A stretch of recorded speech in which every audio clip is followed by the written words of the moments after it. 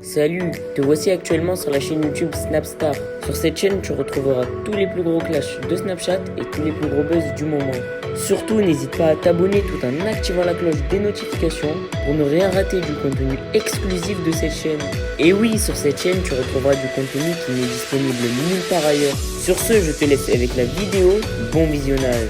Comme vous avez pu le remarquer en regardant le titre et la miniature de cette vidéo, aujourd'hui nous allons essentiellement parler de Marc Blatta et de Dylan Thierry. Vous devez certainement tous le connaître, Marc Blatta c'est un blogueur très populaire et Dylan c'est un influenceur. Comme vous le savez, il y a quelques jours, Dylan s'est fait agresser à Paris à cause de Marc. Dans cette vidéo, l'énorme crâne d'œuf est au bord du gouffre et il lui a enfin répondu. En effet, il n'a pas du tout mâché ses mots, il a clashé, il a tout balancé sur Dylan. Je vous laisse sans plus tarder avec tous ces clashs et n'oubliez pas que vous pouvez donner votre avis dans l'espace commentaire. Et pensez à follow notre compte TikTok car des exclus sont disponibles sur ce dernier. C'est l'heure des croustilles, c'est l'heure des croustilles.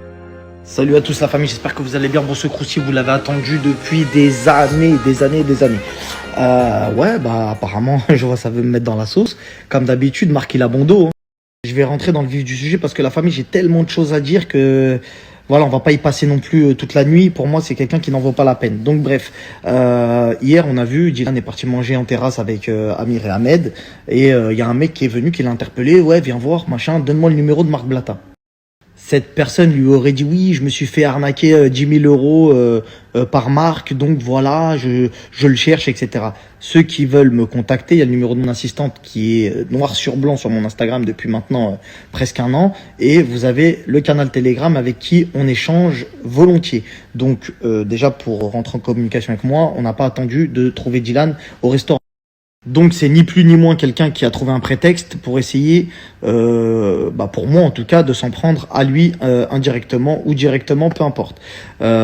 Suite à ça, vous avez une vidéo qui est sortie où Dylan prétend que c'est 100% de ma faute, que parce qu'il n'a pas voulu donner un numéro, que les gens ont voulu le faire. Le karma, en tout cas Dieu est grand. Juste ensuite, on a enfin la vérité qui arrive. Pas besoin pour moi de me défendre puisque la personne qui est venue chercher Dylan au restaurant prend la parole et se fait relayer par plein de blogueurs, etc.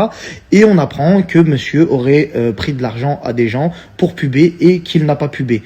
Il n'en est pas à son coup d'essai puisque la personne qui le filme, qui vient pour le frapper, il aurait été victime d'un vol de 1000 euros. Il n'a pas fait la pub. Et il y a une autre capture écran qui est sortie où il aurait pris 4000 euros à quelqu'un pour ne pas puber également. Donc il prend l'argent, il vous demande les virements et à la finale, il pub.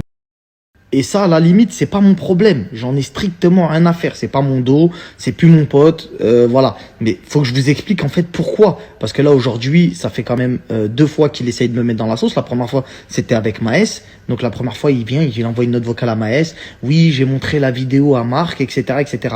Et c'est ce pourquoi je ne lui parle plus. Pourquoi ? Parce que j'ai pris la décision de ne plus lui parler, parce qu'il n'a pas voulu dire sur Internet qu'il ne m'avait jamais montré de vidéo concernant Aqua.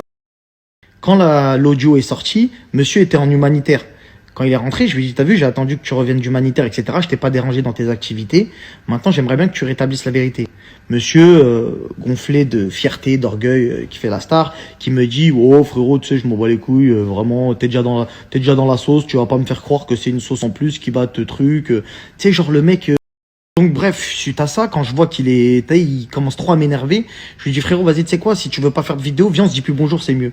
Il me dit oh bon vas-y, ça m'arrange, de toute façon il y a des trucs qui me dérangeaient. Ah bon, il y a des trucs qui te dérangeaient chez moi, c'est quoi? Parce que moi je te vois arriver gros comme une maison, frérot. Absolument que je vous explique pourquoi ce mec-là, pour moi, c'est, t'as vu, laisse tomber. Tu vois ce que je veux dire, c'est que du mytho. En fait, à un moment donné, souvenez-vous, Dylan faisait du trading. Il faisait du trading avec des mecs d'ici qui sont venus le voir, etc.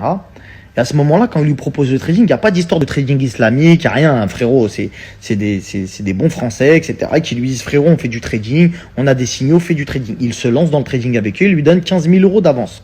Quand il lui donne 15 000 euros d'avance, Dylan leur vend le package, un gros influenceur, je suis quelqu'un, t'inquiète pas, etc., etc. Pour ceux qui s'en souviennent, vous savez très bien que ce que je dis, c'est vrai. Il faisait du trading avec une équipe ici, etc. Et là, il en avait rien à foutre, hein. Il n'y avait pas d'islam, il n'y avait pas de je sais pas quoi, il n'y avait rien de rien. Bref, il fait son trading et les mecs s'aperçoivent qu'il n'a pas de force et qu'il ramène pas énormément de gens. Il en ramène, mais pas comme il le prétendait, tu vois pas.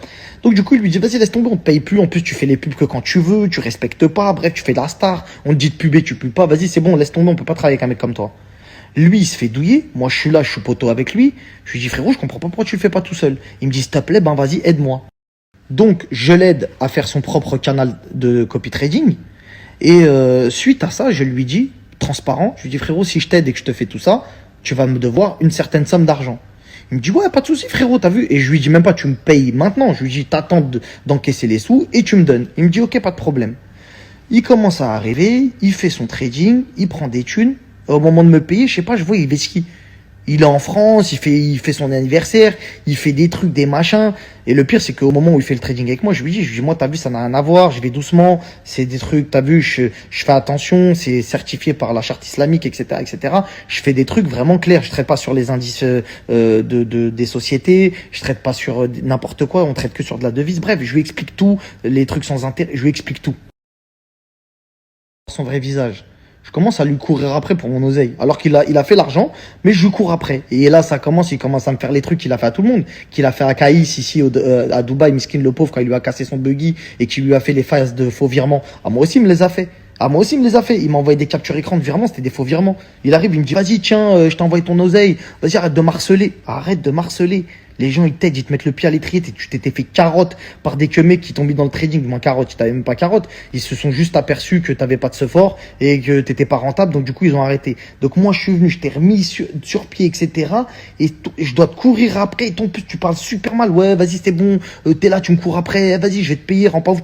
T'envoies des faux virements jusqu'à je te renvoie des messages pour que tu me payes. Bref, après des mois de galère, tu me payes.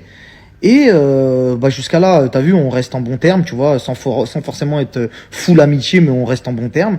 Et là, à un moment donné, tu pars à l'étranger en humanitaire. Et quand tu pars en humanitaire, tu fais tes cagnottes, évidemment, et tu vois que je partage pas ta cagnotte. Donc, là, le seum commence à arriver, et tu m'envoies un message. Tu me dis, ouais, t'as vu, toi, t'es dans ton monde de métaverse, de je sais pas quoi, la vraie vie, c'est ici. Il me fait une note vocale, la famille. Je suis choqué. Il me fait une note vocale en mode, ça se voit, il veut utiliser la note vocale plus tard. Il commence à me dire, ouais, le trading, moi je te le dis. Et jusqu'à il me dit dans la note, cette note restera entre nous. Tu sais très bien, hein, frérot, cette note restera entre nous, elle ira jamais sur Internet. Eh ben, wallah, que tu sais très bien que ton trading, c'est pas vrai, les gens ils perdent, t'es un mytho, nanani, nanana. Dans ma tête, je me dis, wallah, c'est un schizophrène, il se passe quelque chose, soit il est fou, soit il est devenu fou là-bas, soit il a mangé un que truc, je sais pas, je me suis dit, à qui j'ai affaire? Même pas, je me dis, t'as vu, peut-être, Miskin, il est en train de voir la misère dans ses yeux, ça lui monte au cerveau, il commence à avoir le seum et tout ça, machin. Il arrive ici, et je vois, il fait une story. Il fait une story, il commence à dire quoi? Ouais, la famille, voilà, je voulais vous dire, moi, je me suis bien renseigné, je suis un bon musulman, j'ai décidé d'arrêter le trading, c'est haram, etc. Mais il me vise. Dans la story, il me vise. Il me vise direct, en mode, ouais, voilà, moi, je suis pas comme certains, ils sont là, ils vous disent, il me vise à toute patate. Je dis, ouais, je joue à quoi, là, lui? Et quand je regarde sa story, pleine d'anomalies, il dit des dingueries, hein. Ouais, je faisais les 6 chiffres dans le trading. Je les connais, tes chiffres. T'as fait du trading avec les autres, t'étais pas rentable. T'as fait du trading avec moi, je les connais tes chiffres. T'as jamais fait les 6 chiffres de toute ta vie. De toute ta vie entière dans le trading, t'as jamais fait 6 chiffres. Donc quand tu fais des stories aux gens, que tu leur mets en pleine tête et que tu leur dis, ouais, j'ai refusé les 6 chiffres dans le trading, vous savez pas les sommes de footballeurs, t'es un menteur 100%. Quand les autres, ils t'ont proposé 15 balles, ils t'ont même pas parlé de trading islamique ni quoi que ce soit, t'as foncé tête baissée, frérot. Donc viens pas nous faire croire, ouais, non, mais après, je me suis repenti. C'est faux, 100%. C'est juste que t'as fait des cagnottes. On connaît, on sait les gens vivent de quoi. On sait les gens vivent de quoi. Placement de produits, partenariats, etc. Tu vis de quoi, mon ami? Tes revenus de voyage humanitaire, tu m'as demandé directement si je vendais mon lambeau. Un lambeau, c'est 300 000 euros, frérot. Je te l'ai dit deux ou trois fois le prix. T'es parti faire de l'humanitaire, tu pouvais pas le payer le lambeau. Tu m'avais demandé une première fois. Frère, je t'ai dit, vas-y, envoie ton merco et rajoute au bout. Tu m'as dit, ah, attends, je sais pas, t'as vu, j'ai d'autres trucs à payer, machin, machin, machin. Viens pas nous faire croire que t'es un riche héritier de je sais pas quoi. Viens pas nous faire croire que t'as des sites internet. On connaît la vie des gens, frérot. On sait qui vit de qui est par terre et qui ne l'est pas. Les gens voient très bien. C'est rien de faire semblant. Même s'il y a eu des placements qui ont été fructueux pour toi, et tant mieux sur les AirPods, etc., tu vis pas 1 milliard d'années sur le queutru. Tu vois ce que je veux dire? Donc maintenant, quand t'es revenu d'humanitaire, c'est quoi la première chose que tu m'as envoyé? Ouais, salam frérot, hey, tu le vends ton Lambo? Tu viens juste de revenir d'humanitaire, je comprends pas. Tu fais des leçons de morale à tout le monde en story. Ouais, je me rends compte que finalement, le plus important, tu viens d'arriver frérot, normalement t'es encore sous l'émotion, je sais pas si c'était vraiment ça. Et surtout, d'où tu sors l'argent? D'où tu sors l'argent? Tu viens d'arriver d'humanitaire, soi-disant, t'as pas pris l'argent de la cagnotte. On est d'accord, t'as pas pris l'argent de la cagnotte. Donc d'où tu dis à quelqu'un, ouais, tu vends ton Lambo là, je suis chaud pour l'acheter, je le veux. Je comprends pas moi. Tu reviens d'humanitaire, frérot, t'es censé pas avoir un sou, t'es censé te refaire, t'es censé... Bref, peu importe. On va balayer ça d'un revers de la main, c'est pas grave.